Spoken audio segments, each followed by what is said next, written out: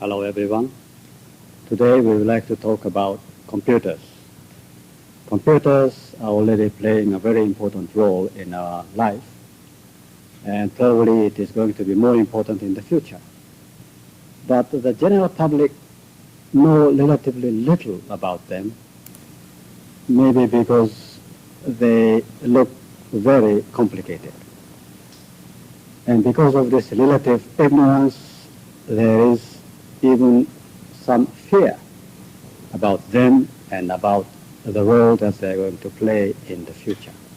So we would like to learn much more about computers in today's discussion.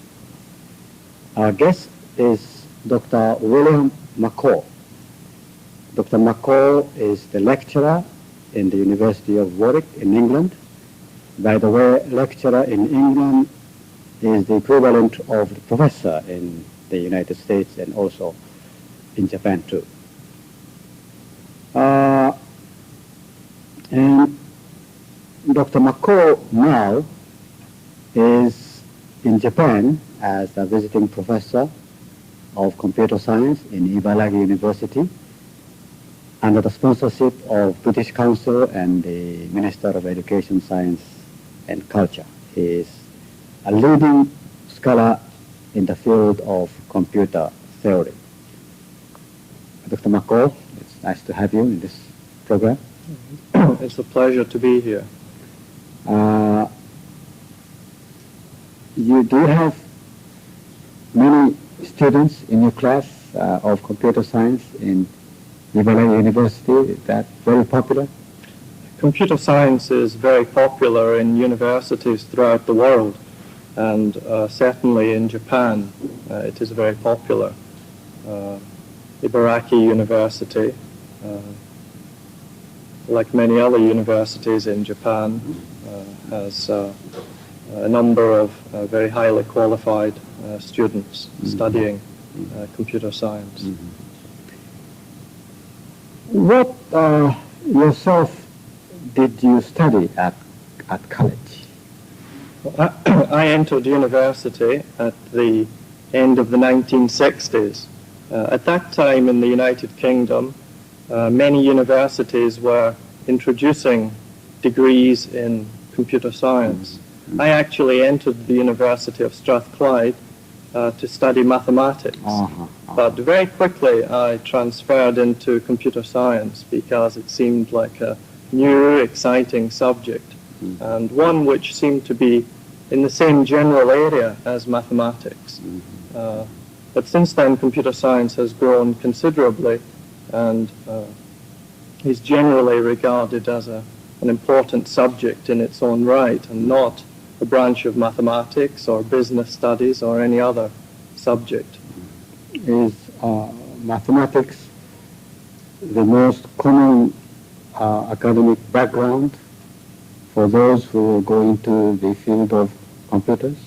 It's quite common, but there are also people from backgrounds in physics and in other areas, electronics enthusiasts, of course, but from many areas. It's very much an interdisciplinary subject and benefits greatly from input from a number of areas. And you teach computer theory at college, right? Yes. My principal research area has been in theoretical computer science, and in particular I have been concerned with the design and analysis of efficient algorithms for computers, both current computers and for computers of the future. You mentioned algorithm, and I've heard the term many times before, but I do not comprehend what it really means. Would you just briefly explain what algorithm is? Yes, I'd be glad to. By algorithm we mean the abstract equivalent of a computer program. A computer program is a concrete object.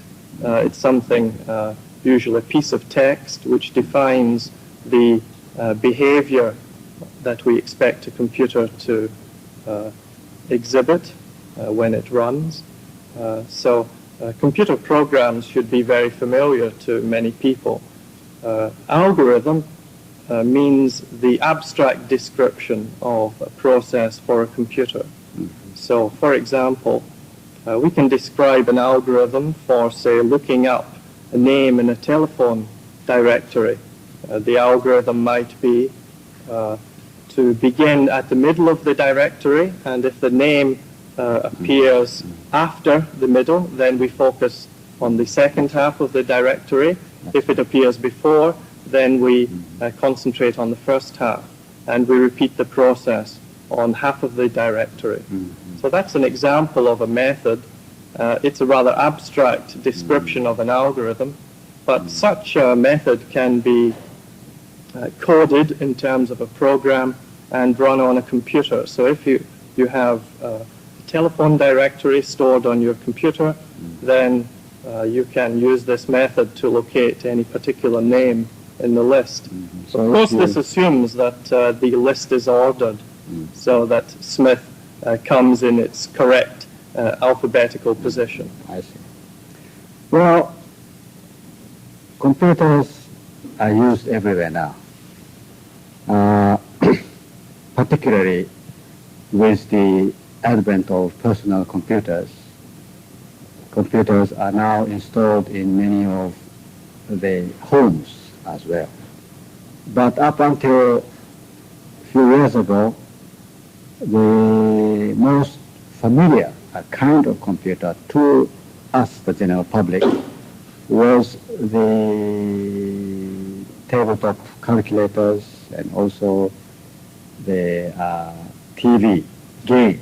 Yes. So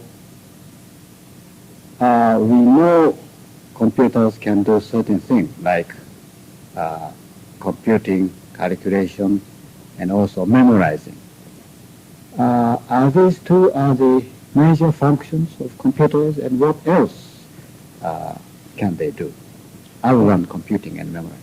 Well, those are the two main functions, and in a very real sense, those are the functions of computers. So it may seem that they're not terribly interesting objects, but when we appreciate that computers are capable of performing, in some cases, many millions of instructions in 1 second, we realize that with correct programs, we can expect to do many very complicated tasks. So yes, they are only capable of executing instructions and memorizing, but those basic facilities are very powerful and can be used in very effective ways. So essentially it is correct to say that computers do mechanical things, but they do that very fast and Yes. in large quantity. Yes, that's correct. I see. These days, we can buy computers relatively cheap. Some of them come in 20, 30,000 yen level, and if that they are available at that price, many of us can really afford them. But I do not really know what we can do with them. Would you just explain? Suppose I buy a very simple, relatively inexpensive personal computer for myself and for my kids. What can that machine do for us? Well, one possibility is you can play games on it. That's perhaps one of the most popular ways of using a computer. You connect with the TV screen. Yes, but there are much more important things that you can do with computers. For example, you can do all of your financial calculations on the computer, and you can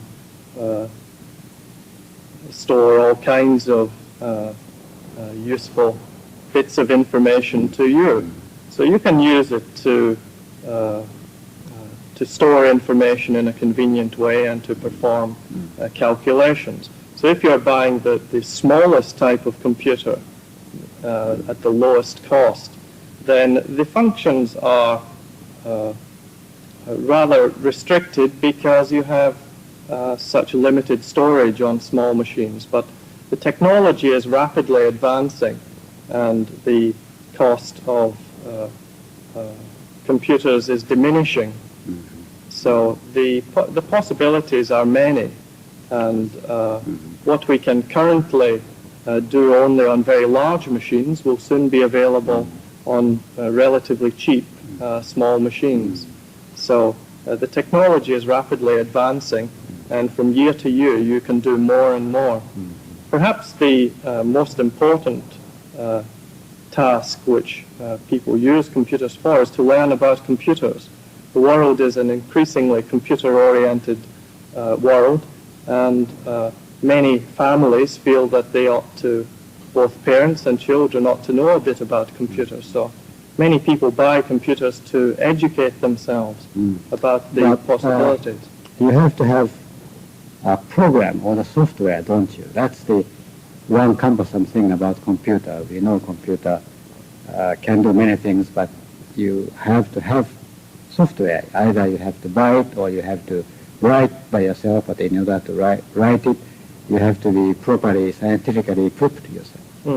To a limited extent, that is true, in that on the smallest machines, only very limited software is available. For example, the basic programming language. That kind of system is not yet appropriate for someone who wishes to just casually use a computer without much training. So children are very enthusiastic to learn about, say, programming in BASIC, but most adults are not so highly motivated. And to make computers available in a suitable way to the mass market, we need to provide a much better interface so that someone can easily use the computer. Well, the computers are used in many places, particularly in industry and so forth. Do you think computers are now quite indispensable? Do you think we cannot maintain the present level of standard of living without computers? Yes, I do. I can cite a few examples. For example, banking. It would be impossible to enjoy our current freedom to deposit information in one place and to deposit money in one place and withdraw money from some other place as easily as we would like to. So in that sense, we cannot really enjoy our current methods of dealing with financial matters without the use of computers. If we wish to book an airline ticket, then without the communication and computation facilities provided by computers, it would be impossible to realistically organize airline reservations. Another very interesting example is the design of computers. Computers are becoming so complex now that it's virtually impossible to design computers without the help of computers. So one of the biggest growth areas at present is in computer-aided design of all kinds of objects, but in particular computers. So computers are now so complicated that we need computer help to design them. Well, you mentioned that at this point what computer is doing is actually mostly the mechanical things. That the only difference is that they do that very efficiently and fast. Can computers think as we do? In other words, can they really perform the intellectual function? At this moment, we can, I guess, probably say that computer is mechanical and doing more or less mechanical and monotonous things for human beings. Well, if you say, can computers think as we do, then I would have to say no, because as far as I know, we do not yet understand well enough how we think. But if you ask me the question, can computers think, then I would say the answer must almost certainly be yes. Many activities which we typically regard as thinking. If I take an example, the playing of chess, and most people regard that as an activity which requires a high degree of intellectual capacity. And computers are now playing chess extremely well, and their performance is improving rapidly. And we can envisage a situation in which a computer will become the world champion in an intellectual game such as chess. So in that sense, I would say computers can think, in that if we define some task, then it's likely that computers will be able to do it very well. So the important point is that by focusing on this question, we can learn something about ourselves, because until the computer came along, we felt that thinking was something that we did particularly well and that machines were completely incapable of.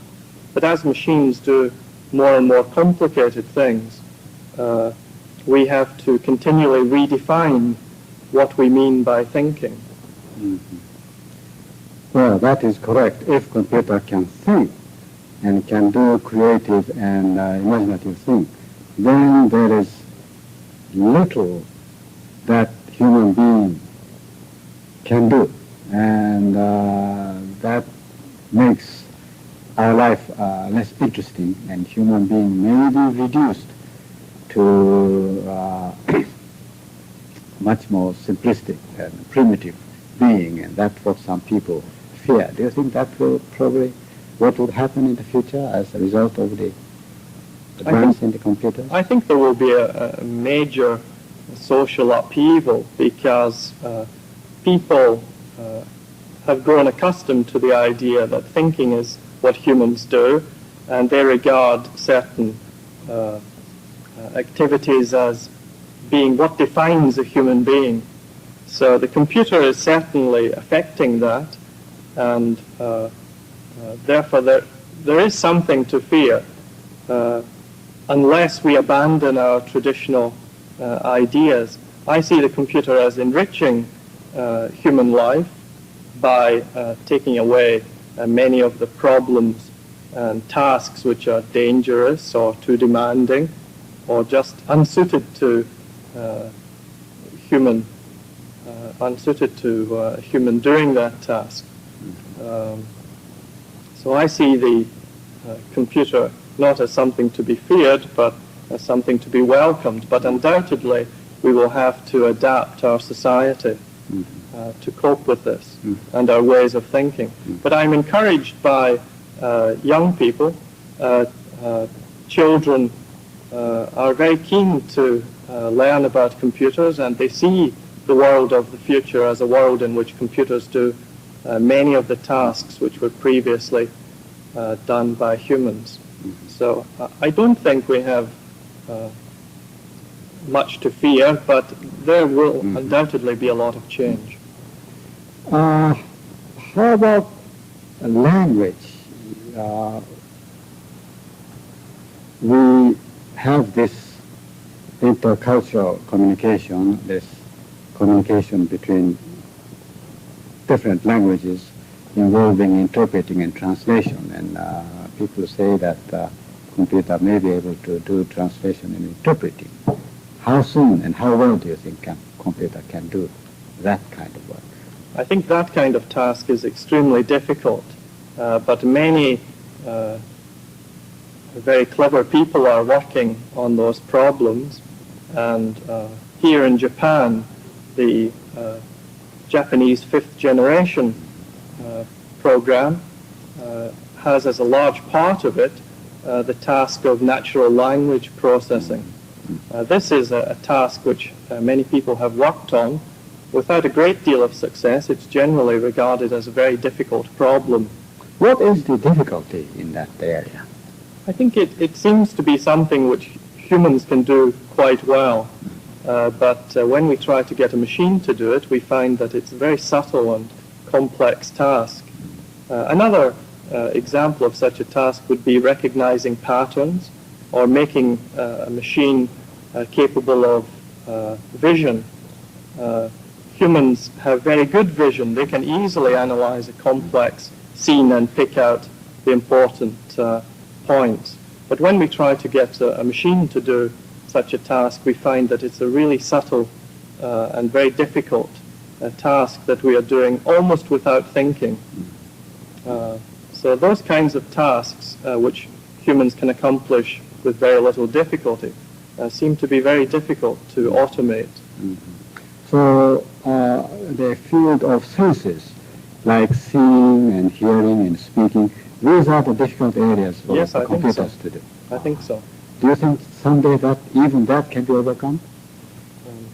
I basically believe that anything we can define can be implemented by computers in the future, given powerful enough computers.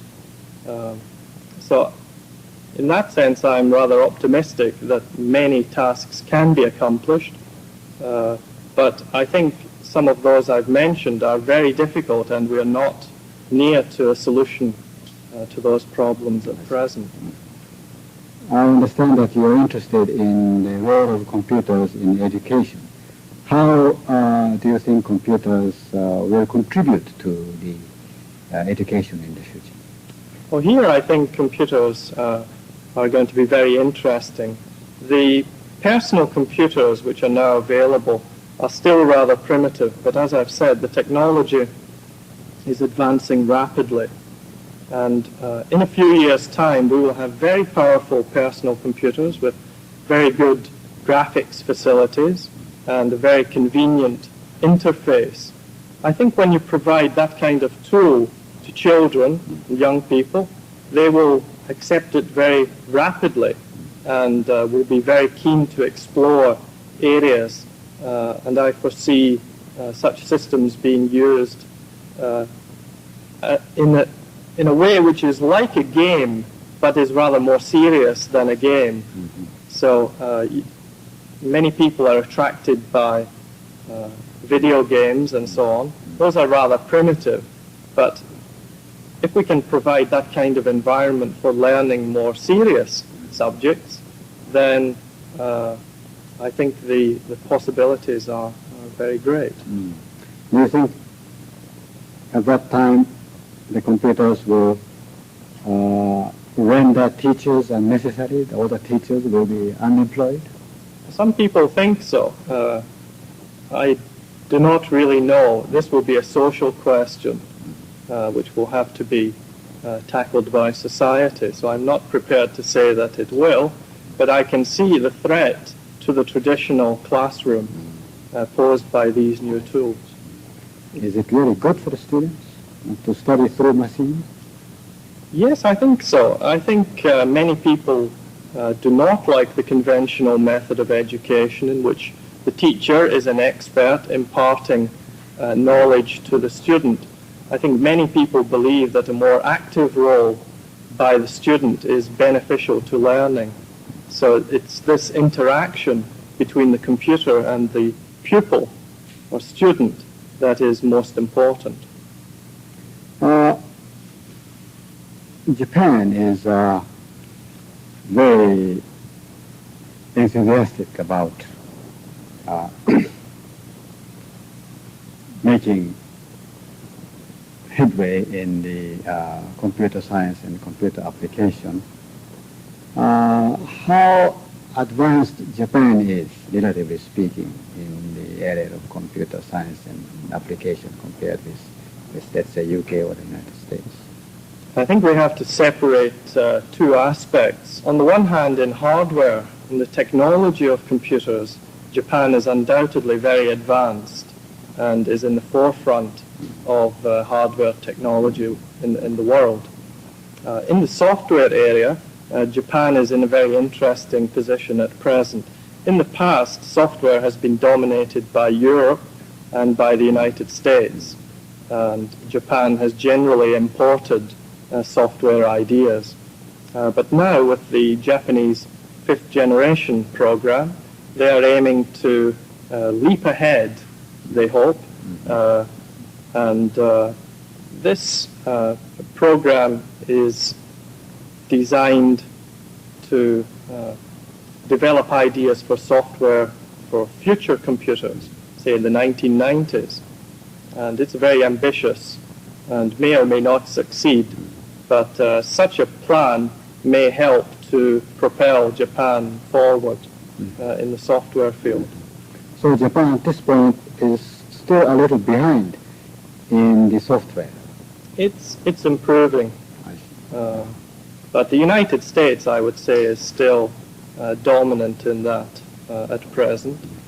And in Britain, we have quite a successful software industry, and we also have a program somewhat similar to the fifth generation program, and we are also aiming to compete in that market of the future. So having stayed in this country for some time, were you come to be quite impressed or even threatened with the rate of progress in computer science in this country? Well, as I say, the software area, which is more my interest, is in a very interesting position.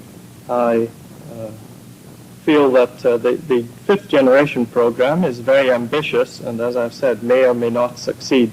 But the idea of having some kind of national plan seems very useful.